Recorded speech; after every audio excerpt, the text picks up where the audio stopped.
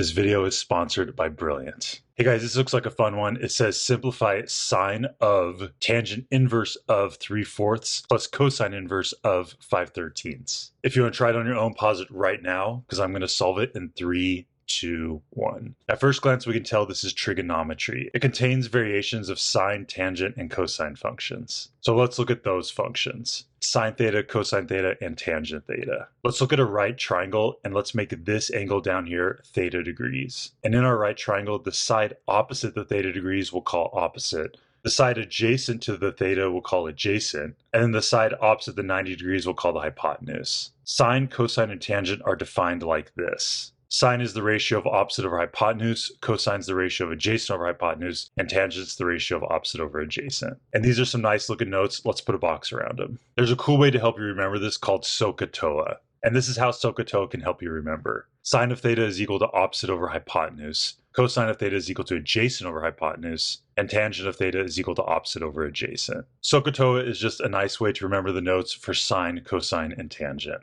But what do these negative ones mean? What do we do for tangent inverse and cosine inverse? Let's rearrange a couple things. Right now, the theta is trapped inside of these trig functions. What if we wanted to get this variable by itself? We would have to do the inverse operation of sine, and that's called sine inverse. What this sine inverse does is it gets rid of the sine. And now we've isolated the theta, and it's equal to sine inverse of opposite over hypotenuse. And we can do the same thing for these two. We can do cosine inverse and tangent inverse to both sides of the equation. The cosine inverse and the cosine will cancel each other out, and the tangent inverse and the tangent will cancel each other out. And so we have theta is equal to those as well. Now, all three of these thetas are the exact same value. They're just going to use different ratios when you use different inverse trig functions. Let's move this stuff up here and let's put a box around it. Now we have a slightly different set of notes involving trig inverse functions. So let's look at this tangent inverse of 3/4. We know that tangent inverse of a ratio is equal to an angle. So let's set it equal to the angle A. And same thing for cosine inverse of 5/13. We know that the cosine inverse of a ratio is equal to an angle. Let's set it equal to angle B.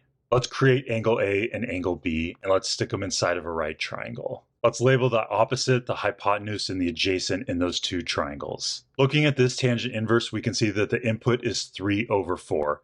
And we know that the input of tangent inverse is opposite over adjacent. So that means this 3/4 is going to be the opposite over adjacent. Looking at our right triangle that contains A, the opposite is equal to 3 and the adjacent is equal to 4. And let's do the same thing for this cosine inverse. The input is 5/13. And we know that the input for cosine inverse is adjacent over hypotenuse. So this 5/13 is going to be the adjacent over the hypotenuse. So we can make this adjacent 5 and we can make the hypotenuse 13. And this triangle is definitely not to scale. Let's change it a little bit.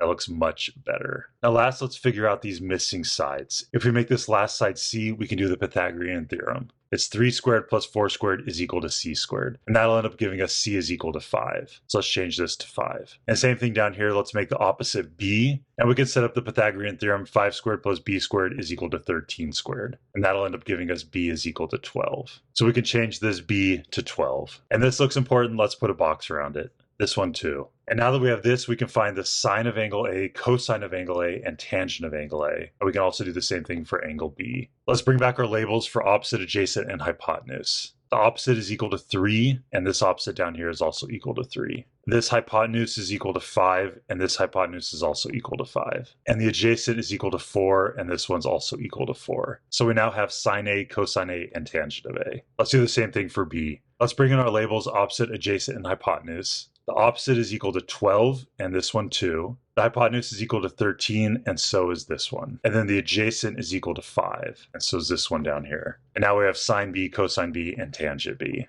I'm running out of space. I don't think we need these notes anymore. And let's rearrange this stuff. Now let's copy down our original expression. This tangent inverse of 3/4, that is equal to A. So we can change this to A. And cosine inverse of 5/13, that's equal to B. So let's change this to B. So we're trying to solve for sine of A plus B. Unfortunately, it's not as easy as taking our two triangles and smushing them together and looking at the angle A plus B. First off, this is a quadrilateral and not a right triangle. And there's no simple way to line these up to find the sine of A plus B. So that's where these notes come into play, the sum and difference angle formulas. And looking on our notes here, the sine a plus b is this top one right here. It will always be true that sine of a plus b will be equal to sine a cosine b plus cosine a sine b. And that's because of the sum and difference angle formulas. We're not going to derive these right now. Typically, these would be in your notes or you'd be expected to memorize them. And now we just got to plug everything in. Sine of a is right here. That's going to be 3/5. Cosine of b is right here. That's going to be 5/13. And then we're going to add cosine of a, which is this right here, 4/5. And then sine of b is 12/13. Let's smush everything together and simplify this to two fractions. In the numerator, 3 times 5 is equal to 15, and 4 times 12 is equal to 48. And both denominators are 5 times 13, so they'll both be 65. And then this plus this is equal to 63/65. This is the answer to our question. Let's put a box around it. So this expression simplifies to 63/65. I really enjoyed this problem. It combines two different concepts in trigonometry. It requires inverse functions and sum and difference identities. I think it's brilliant. Speaking of brilliant, let's talk about brilliant. I love brilliant. All the lessons are interactive. You learn by actually doing. There are thousands of lessons to choose from. For example, if you want to learn about trigonometry, there's this section right here. This is a pretty good set of lessons on trigonometry. This video right now involves stuff from this lesson, inverse trigonometry, and some stuff from this lesson, sum and difference identities. And stuff like this ambiguous case, it's important in other stuff, not just trigonometry. It shows why SSA is not a valid way to prove triangles congruent. And this lesson right here on roses, cardioids, and I believe it's pronounced limicons. This one's interesting. It goes over some stuff that a lot of high school geometry classes skip. So even if you've taken a class or two on trigonometry, there might be some new stuff for you to learn here. If you want to check it out, Brilliant has a free 30-day trial. Visit brilliant.org/andymath or click on the link in the description. You can also get 20% off an annual premium plan. How exciting.